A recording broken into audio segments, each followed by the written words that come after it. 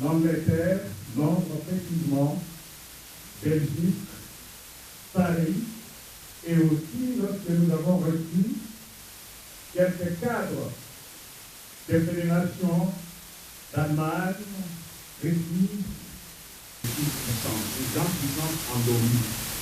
Endormis pourquoi? Parce que le plus important, jusqu'à présent, le gouvernement successif ont géré le Congo de façon tout à fait irréprochable. Nous devons donc reconnaître notre responsabilité dans cette affaire, parce que nous sommes allés hier. On m'a insulté du matin au soir. Il s'est levé, le seul qui s'est levé pour dire non, Monsieur le Président, c'est injuste. Ce n'est pas normal que vous fassiez insulter un président de la Chambre. Il est le numéro 1 du pays. Demain, c'est vous qu'on va insulter. Donc on ne peut pas prêcher l'injure. Nous disons non à l'injure. Merci beaucoup. Je voudrais remercier l'honorable Claude Loubaya, ancien gouverneur.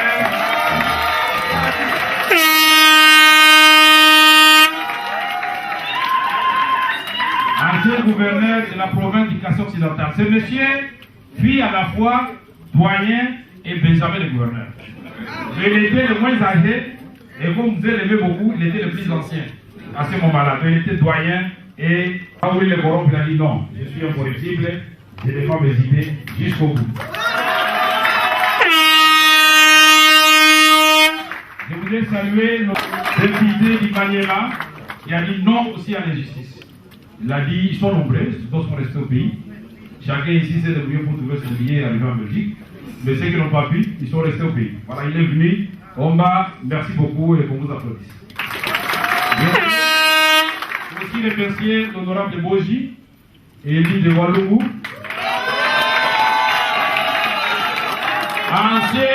Ancien diaspora de Londres. Pendant 15 ans, il est rentré au pays tremblotant. Il dit, est-ce que je serai élu? J'ai dit oui. Mais puisque c'est vous, la diaspora, qui nourrissez les gens ici, vous serez élu. Et il était premier dans sa circonscription avec 25 000 voix. Voilà donc, c'est les membres de la diaspora qui seraient tentés par l'aventure de la députation, donc ils peuvent comprendre que la porte de l'INC est grandement ouverte. 10 partis. Il faut remettre la comptabilité à la presse et dire qui a donné quoi. Ce n'est pas un secret. Qui sont logés par eux-mêmes, ils ont financé leur voyage eux-mêmes.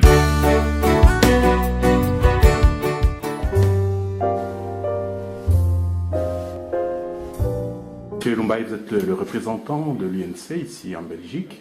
Et quelle est la santé de l'UNC en ce moment? La santé 40 jours avant les élections. Monsieur Cheikh Fita, la santé de l'UNC elle est très bonne. La preuve en est que vous voyez la façon dont nous sommes mobilisés pour soutenir la candidature de notre président national à l'élection présidentielle. La santé elle est bonne, que ce soit au pays, que ce soit ici en Belgique. Nous devons rejoindre nos amis de l'UDPS pour descendre aussi dans la rue. De sorte que nous puissions ensemble revendiquer donner le fichier électoral. C'est très important parce que si nous parlons par le même langage au niveau de désignation des candidats, mais au moins au niveau du contrôle du fichier électoral, je crois que nous devons parler le même langage. Moi, je voudrais souhaiter que nos assises puissent donc avoir une recommandation que nous devons chacun, ce qui nous concerne, soumettre à nos dirigeants politiques, à notre hiérarchie, en ce que tout le monde puisse se mobiliser pour le contrôle de ce fichier électoral. Si nous pouvons l'avoir fait, puisque cette proposition va dans la révision.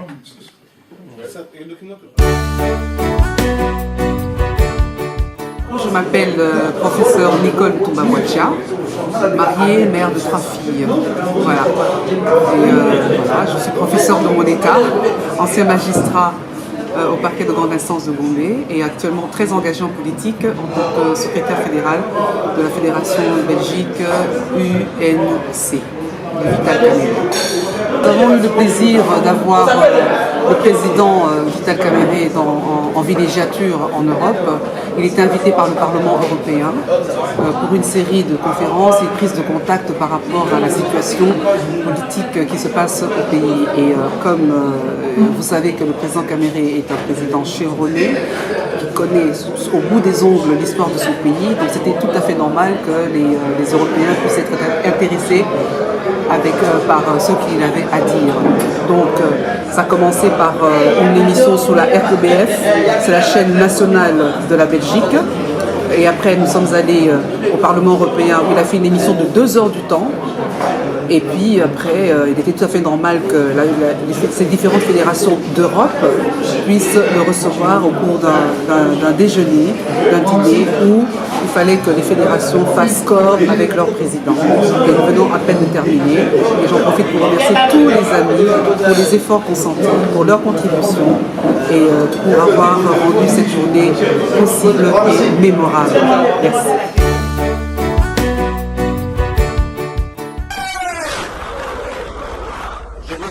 Camarades. Bonjour. Nous avons tous une histoire avec ce parti, né d'une vision, celle du président Vital Kamerhe. Celle du président Vital Kamerhe. Pour certains, c'est un recrutement. Pour d'autres, c'est une invitation. D'autres seront encore des bombes lacrymogènes, des marches et des négociations interminables. Et pour ceux, d'autres ont payé le prix fort et en sont morts. J'ai cité le camarade Hussein Ngandou. Pour d'autres, aujourd'hui, c'est l'emprisonnement, la prison et l'injustice que subit le président Vital Kamerhe. Ça, c'est l'histoire de l'UNC. Bruxelles, capitale de la diaspora congolaise, comme vous voyez vous-même, nous sommes avec Michel Moto, le représentant adjoint de l'UNC Benelux. Bonjour Michel. Bonjour mon frère, bonjour à tous nos amis qui nous suivent. On vous suit partout à travers le monde. Votre réaction à chaud, l'événement de Sainte-Thérèse. Beaucoup de langues se délient, d'autres disent que l'opposition n'a pas pu mobiliser plus de 3000 personnes.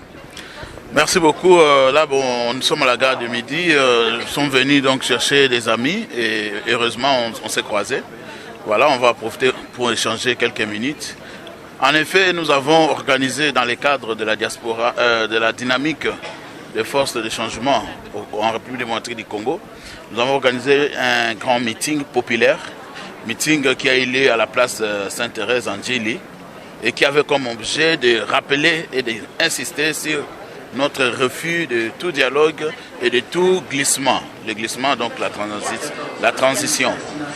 Et cet événement a eu lieu ce mardi, avant-hier, et il a été vraiment l'événement du jour dans toute la capitale et même en République démocratique du Congo. Parce qu'il faut noter qu'à Goma, à Bukavu en même temps, des milliers de personnes sont sorties pour dire non au glissement, non au dialogue.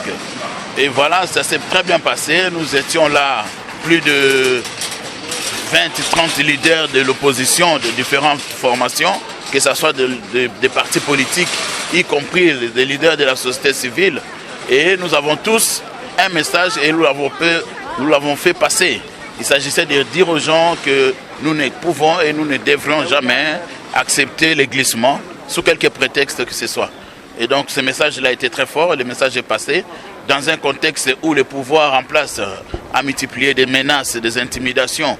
Vous savez que Mme Eve, la secrétaire générale du MLC que je salue, a vu son fils se faire enlever au sein de l'université. 2 jours avant cette manifestation, nos partis politiques, notamment le président Vital Kamerhe, a reçu des menaces d'enlèvement, le président Martin Fayoulou également. Et donc pour vous dire que nous étions dans un contexte vraiment de très haute tension, on a tout fait pour décourager les gens. On a appelé les gens à ne pas aller manifester ou bien au meeting. Il y a eu des menaces même pour perdre des emplois et tout. Mais nous avons vu la place Sainte-Thérèse remplie de monde. Je pense que les images parlent mieux que les commentaires. Avec le fédéral de la Belgique ici, qui a, il faut le dire que vous êtes celui qui a reçu tous les fédéraux qui sont venus de partout. Le public regarde, les sympathisants de l'UNC, ceux qui soutiennent aussi Vital Kamerhe. Dans quelques jours, il y aura le procès en appel. Qu'est-ce que vous vous êtes dit entre fédéraux et le coordonnateur qui est venu à Kinshasa? Merci beaucoup. Je corrige, je ne suis pas le secrétaire fédéral, je suis le secrétaire fédéral adjoint. Guy Lokota, Sobro, monsieur le maire pour les intimes. Nous avons un principe en Sciences Po que nous appelons la cocotte minute. Vous voyez la marmite qui a de l'eau, qui est sur le feu, qui est en train de bouillir. S'il n'y a pas ce petit point, ce petit trou d'échappement, la marmite risque d'exploser. Raison pour laquelle nous avons fait venir le coordonnateur pour écouter une partie de la diaspora à bâton rompu, qu'on puisse parler de tout et de rien. Vous avez été là, nous avons parlé de nos problèmes internes au niveau de la fédération, au niveau de la diaspora et même au niveau national. Nous avons donné nos desiderata et j'espère que cela sera suivi. Alors, quant au procès, nous avons tous suivi le procès hyper médiatisé et nous avons remarqué qu'il n'y a pas eu de preuves contre M. Vital Kamerhe. Tout ce que nous pouvons faire à notre niveau du parti, c'est un soutien indéfectible à notre président national. Honorable président national de l'UNC ici représenté, honorable secrétaire général AI de l'UNC, madame la représentante de la secrétaire générale zone diaspora, monsieur le secrétaire fédéral de l'UNC France, chers secrétaires fédéraux adjoints et chers collègues, chers secrétaires exécutifs, chers mamans caméristes, chers mamans catholiques, chers camarades membres de l'UNC, distingués invités. Je prends la parole en ce jour au nom du secrétaire fédéral de l'UNC Belgique, M. Christian Bouendo empêché, et au nom de la fédération tout entière, pour souhaiter à tous et à toutes la bienvenue à cette journée de droits des femmes.